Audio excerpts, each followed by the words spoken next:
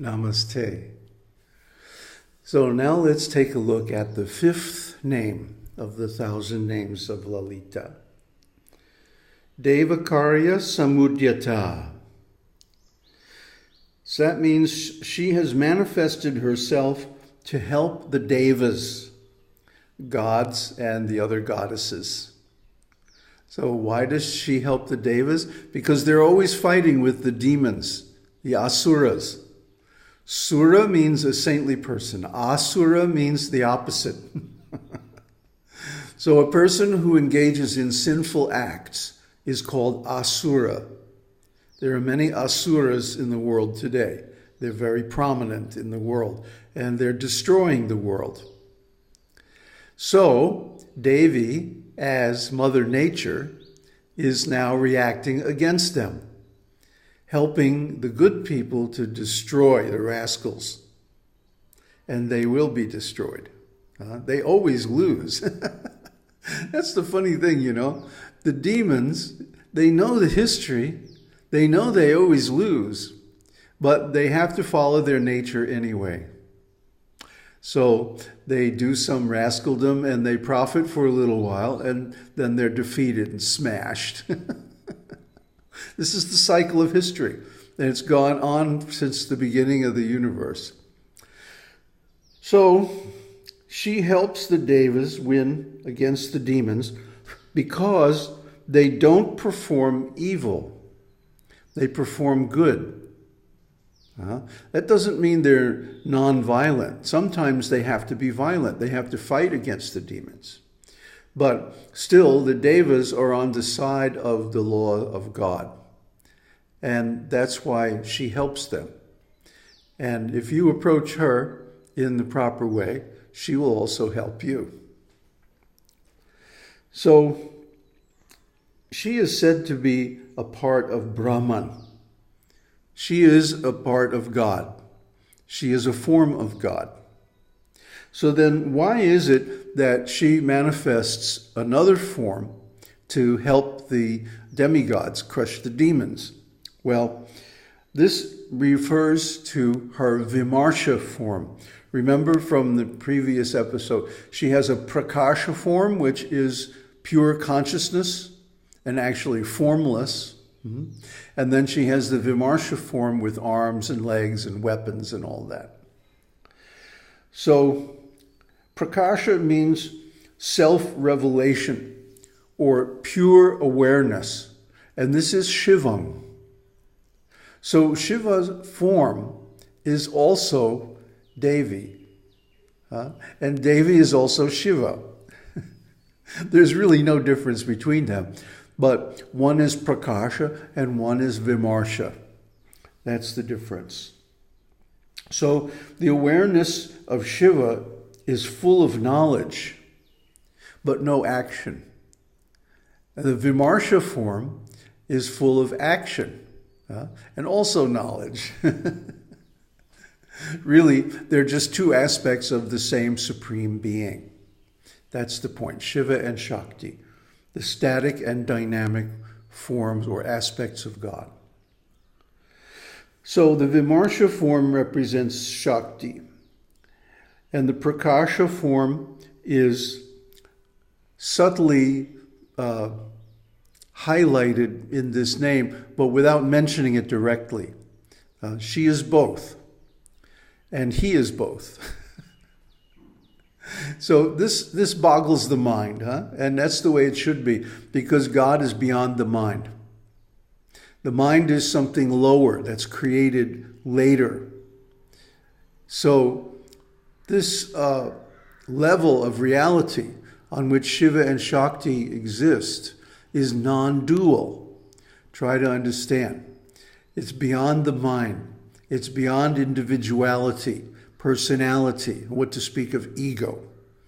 So until we shed our egos, we can't really understand it. And it can only be understood intuitively, not by discursive thought or symbolic reasoning. So there's an important shloka in the Yoga Vasishta. I have two forms. This is the goddess speaking here. I have two forms, ordinary and supreme. The ordinary form of mine has hands and legs. This form is worshipped by ignorant men. The other form is my supreme form, the formless form without a beginning or end. This form of mine has no qualities or attributes and is called the Self, Brahman, Atman, Paramatman, etc. So you see, goddess sometimes refers to herself as Brahman.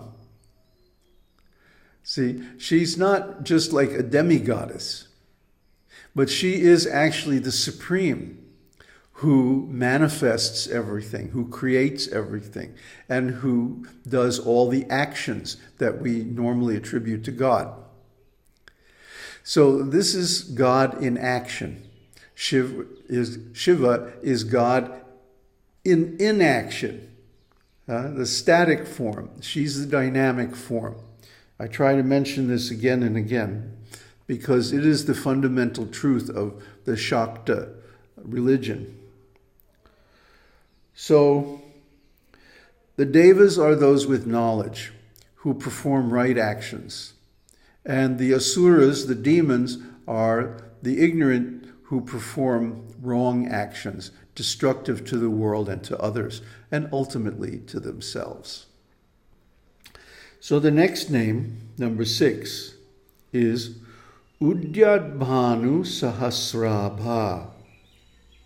Udyad means rising. Bhanu means sun.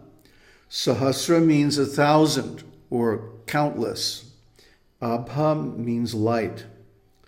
Lalitāmbikā, when she appears, is as bright as an unlimited number of rising suns. The rising sun is red. So her form has a red complexion. And this is given in all the important scriptures. Her red complexion. And now the scientists are finding, as they look farther out into the universe, that everything is red. It's all red shifted.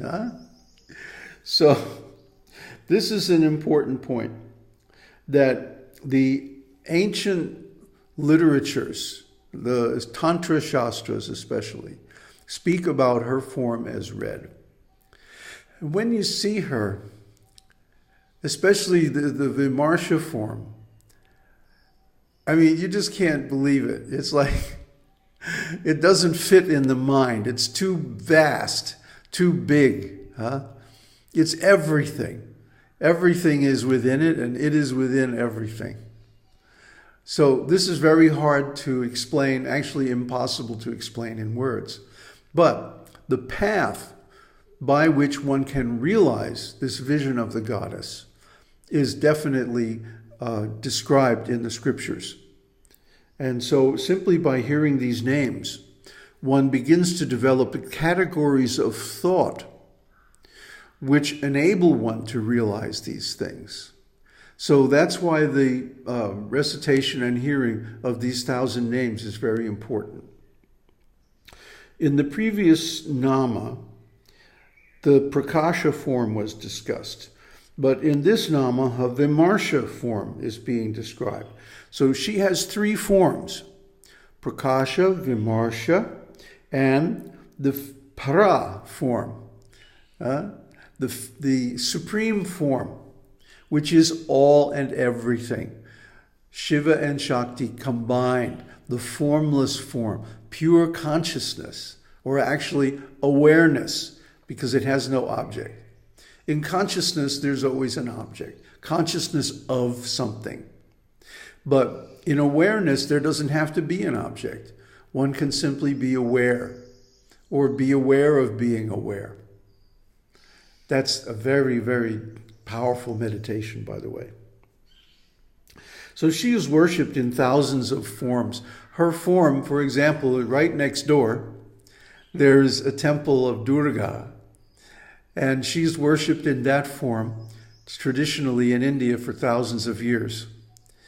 So one should understand that even the stone idol in the temple is actually a form of God. You know, it's just like my Adi Guru used to explain. It's like a post box. If you mail a letter, you address the letter properly, and you put the stamp on it, and you put it in the post box, then it will certainly be delivered to the addressee.